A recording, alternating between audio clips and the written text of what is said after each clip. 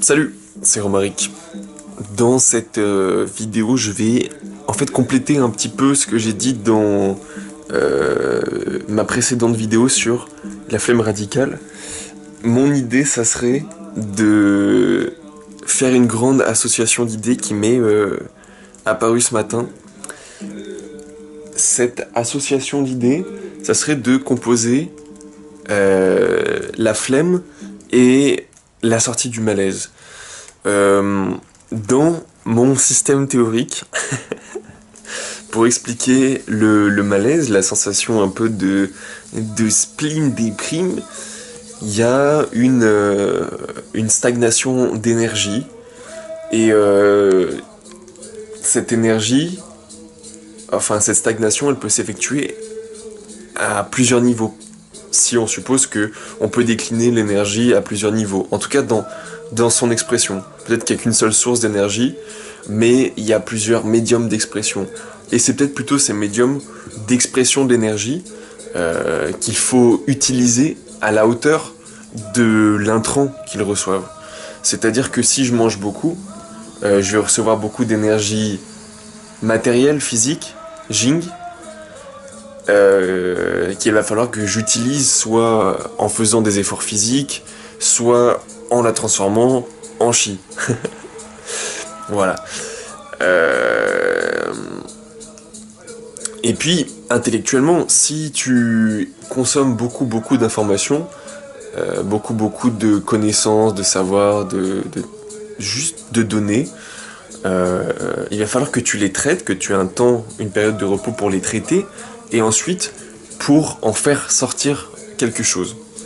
Si tu interromps le processus, ton corps, ton inconscient, la totalité que ça forme, t'envoie des messages et te fait sentir pas bien. Alors, comment dire, sur le plan physique, on va dire, c'est un peu paradoxal, parce que, en fait, quand tu vas te sentir en phase de malaise, de stagnation, tu as envie de rien faire. Et du coup, ça te pousse pas spécialement à sortir de cet état de stagnation. Donc, je pense que le mieux, c'est encore de prévenir l'entrée en phase de stagnation, parce qu'une fois que tu y es, en sortir, ça demande un beaucoup plus gros effort que de maintenir la dynamique hors stagnation. Et ça se voit même juste pour des trucs avec le sport, quand tu fais un entraînement régulier et que tu arrêtes pendant 3 à 4 jours et que tu t'y remets, c'est vachement plus difficile. Et même au niveau de la volonté, genre tu vas avoir la flemme. Pareil pour le travail, pareil pour... t'as commencé un projet créatif et tu fais une pause de 3-4 jours alors que tu étais dessus pendant 2-3 jours à fond. Tu vas t'y remettre, mais tu vas plus être dans la même dynamique. Ça va être impossible de te remettre exactement dans le même flow dans lequel tu étais précédemment. Donc, juste par rapport à ça, ça c'est ce que j'ai remarqué quand je suis revenu. J'ai essayé de conserver ce flow au maximum, et puis il y a un ami qui est venu me voir pendant une semaine, et quand j'ai voulu reprendre le travail pendant qu'il était là et après, c'était impossible, puisque le flow que j'avais en arrivant et que j'ai conservé 2 semaines a été non pas cassé vraiment, mais c'est juste que j'ai reçu beaucoup d'informations, d'influences, d'énergies différentes, et du coup, dans ma réflexion, ça a changé, et le flow que j'avais, je pouvais pas le retrouver puisque j'avais changé à cause de ces idées. Donc, avec mon nouveau moi qui a pris du recul, je dis du recul parce que, en fait, plus tu vas avoir d'informations et plus tu les digères, plus tu vas pouvoir abstraire, plus tu vas pouvoir réfléchir en termes de motifs, et si tu veux avoir une vision un peu plus observateur, de loin, avec du recul. Donc, avec c'était qu'une semaine de discussion, mais malgré tout, on a pas mal discuté, on a pas mal échangé d'idées, et donc avec ce petit recul supplémentaire, je me suis dit, en plus le projet sur lequel j'étais, en fait, si j'ai pas le flow, c'est parce que Je pense que je peux faire mieux. Je pense que c'est plus la meilleure façon d'exprimer ce que j'ai envie d'exprimer, ou alors ce que j'ai envie d'exprimer a changé.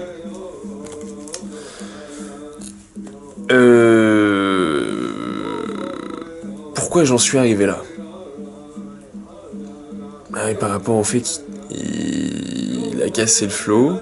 Non, il a le flow. Non. Enfin bref, l'expression, le fond de l'expression et la manière de l'exprimer ont changé. Mais comment je suis arrivé là? Bref. Donc le malaise, ça serait un blocage d'une énergie qui te rendrait un peu splénesque. Enfin, ton corps, par le biais de tes émotions, si tu ressens l'énergie, genre par exemple ici, comme une tristesse, comme un problème d'émotion, ou un abattement, comme ça, tu vois, quand t'es un peu comme ça, c'est que tu t'arrives pas à t'exprimer parce que t'as bloqué ton chakra-gorge. Enfin bref, on pourrait presque faire de la physiologie, non, tu sais, quand on peut reconnaître les gens à leur apparence, en développant les chakras. Enfin, je sais pas, on pourrait, il y a des théories là-dessus. Moi, j'ai un livre super intéressant qui s'appelle Le langage des chakras, mais après, je sais que c'est pas de la donnée physique, c'est plus... Enfin, peu importe ce que j'en pense, c'est pas du tout le sujet. Bref, donc, ton corps t'envoie des émotions pour dire ah, il y a un blocage d'énergie, par exemple, l'énergie ne passe plus au niveau de ton plexus, donc problème d'émotion ou de ton cœur ou de ta gorge, etc. Donc à chaque fois, tu vas voir ton corps qui va se crisper et qui va en fait de plus en plus bloquer l'expression du chakra. En fait, d'une certaine manière, il va peut-être te montrer les extrêmes, te rendre la chose de plus en plus apparente. Donc toi, tu vas avoir des symptômes de plus en plus forts, mais en gros, c'est un message. C'est un message, il faut juste chercher à comprendre, ah, mais d'où vient la douleur? C'est pas les symptômes, c'est les causes. C'est pourquoi les choses qui m'arrivent. Voilà. Et ça, du coup, c'est quelque chose que tu peux diagnostiquer dans la flemme. Si tu prends, si tu prends le temps de te poser sans distraction. Parce que, en fait, il y a un moment où même la distraction, ça devient trop. Ça devient, même le contenu passif, ça devient trop. Il y a des moments où tu as envie de rien, ni consommer, ni créer. Bah, c'est normal, c'est parce que il n'y a pas que deux temps, il y a trois temps. Entre le consommer et créer, il y a la phase de digestion. Et dans cette phase de digestion, en fait, tu peux ne rien faire. Et les choses se passent. Et je pense que c'est une méthode d'apprentissage qu'il faut que je développe. Je suis en train de tester, en fait, en apprenant, en me fixant un petit challenge d'apprendre ces trois différentes langues. Et ben, je me dis, je vais pas apprendre les trucs du tout par cœur. Je vais juste lire, je vais juste faire des petits résumés, tu vois, je fais des petits trucs un peu comme ça, là. Là, par exemple, c'est des trucs chinois pour dire où c'est. Je vais pas me forcer à les apprendre par cœur, mais je vais aller de plus en plus loin, et quand je sens que ça va me saouler parce que je vais bloquer, je vais faire une pause, et puis je vais reprendre jusqu'à... enfin, plus tard, un peu plus tard, c'est parce que je crois, hein, mon inconscient va faire toutes les associations d'idées passivement, sans que je m'en rende compte, et du coup la prochaine fois où je vais m'intéresser à ce sujet, eh bien j'aurai déjà toutes les associations d'idées déjà travaillées, et ça me permettra de faire tac tac tac tac tac tac, et bim, je serai capable de... en fait de tout faire découler sans effort. Parce que j'aurais laissé mon inconscient me transformer la tête plutôt que de faire des trucs compliqués du style ouais, j'ai 40 trucs à apprendre aujourd'hui, allez, je me les répète, hein, j'ai oublié, je m'en veux, je suis trop nul. Bref, là c'est juste, si je m'en souviens pas, ben c'est parce que j'en avais pas besoin.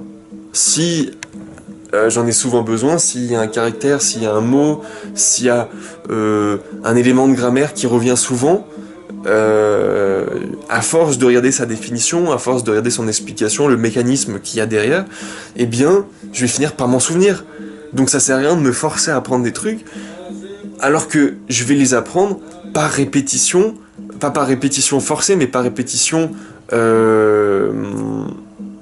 parce que je m'en sers, parce que j'en ai besoin.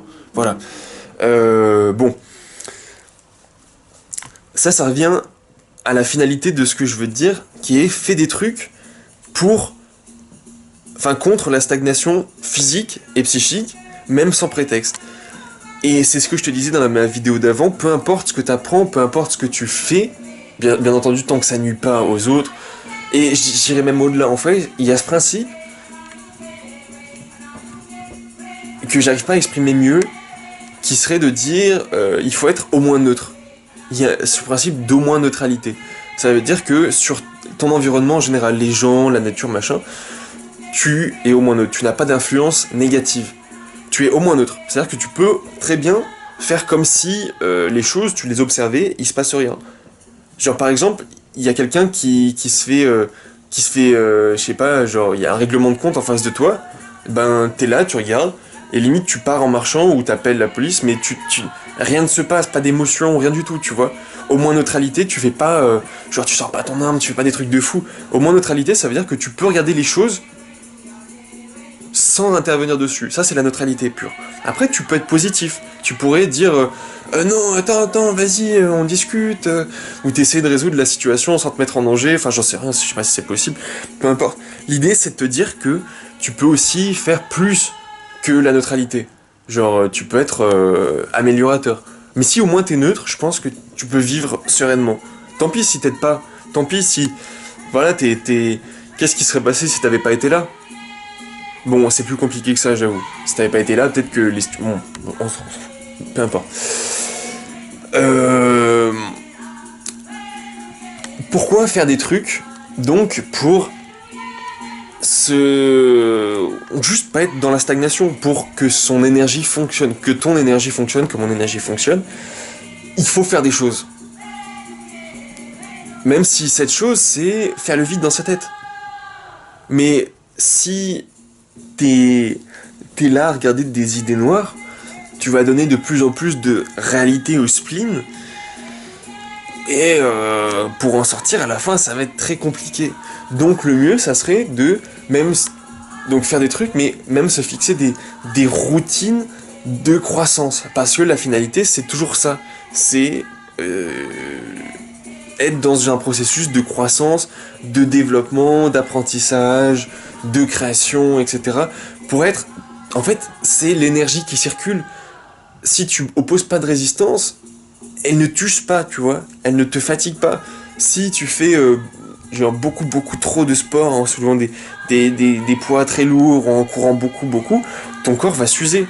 Alors que si tu fais des exercices tranquilles comme du yoga par exemple, ou du Daoyin ou du Qigong ou des trucs comme ça, eh bien tu vas sans forcer entretenir ton organisme, et ton organisme va être dans une santé, je le crois, hein, bien meilleure, peut-être moins impressionnante à court terme, mais plus durable, plus maintenable à long terme.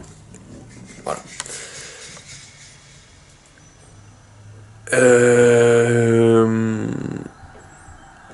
Qu'est-ce que j'aurais envie de rajouter là-dessus? Ah oui, et le même sans prétexte, peu importe, donc dans la croissance, et faire des trucs pour ne pas être dans le malaise, pour utiliser l'énergie. Bon, je crois que tu vas faire tes associations d'idées. Si t'as pas compris cette vidéo, même principe. Si tu comprends pas mes vidéos, en fait, eh ben, ne t'inquiète pas. Il faut juste que t'écoutes, tu fais pas de résistance, les bonnes idées, les idées qui t'intéressent, qui te choquent pas, qui vont pas contre ton système de croyance, vont rester et vont améliorer ta réflexion, tandis que les idées en fait, avec lesquelles ça accroche pas, tu vas les oublier. Mais c'est ton inconscient qui va faire le travail, pendant que tu réfléchis pas, pendant que tu fais autre chose, pendant que tu fais des actions automatiques, pendant que tu dors, pendant que tu... Voilà. Pendant que tu... Peu importe. Bref. Donc, ce que je te propose, c'est de laisser le temps, ton inconscient, faire le travail pour toi. Laisser la nature faire le job, en fait. T'es conçu pour ça. Enfin, je crois pas que tu sois conçu pour marteler des trucs dans la tête. Donc, le mieux, c'est encore, lis un truc, fais un truc, essaie de retenir. Quand tu vois que tu bloques, que ça te saoule, tu passes à autre chose. Et puis, quand de nouveau t'en auras besoin, tu retournes dessus, et alors, en plus, tu verras l'intérêt, et parce que ça t'intéressera, je crois que ton inconscient même se rendra compte il est peut-être intéressant de s'en souvenir. Donc il fera plus l'effort et tu t'en souviendras mieux. Donc apprentissage passif, plutôt intéressant. En plus, pour un domaine de croissance, encore une fois, c'est comme les muscles. Tu fais une séance de sport et puis t'attends 3 jours avant d'en faire une autre pour que tes muscles, ils se reforment. Donc là, c'est la même chose. Croissance à 2-3 jours. Tu fais un effort et pendant 2-3 jours, t'es encore dans la croissance. Bref.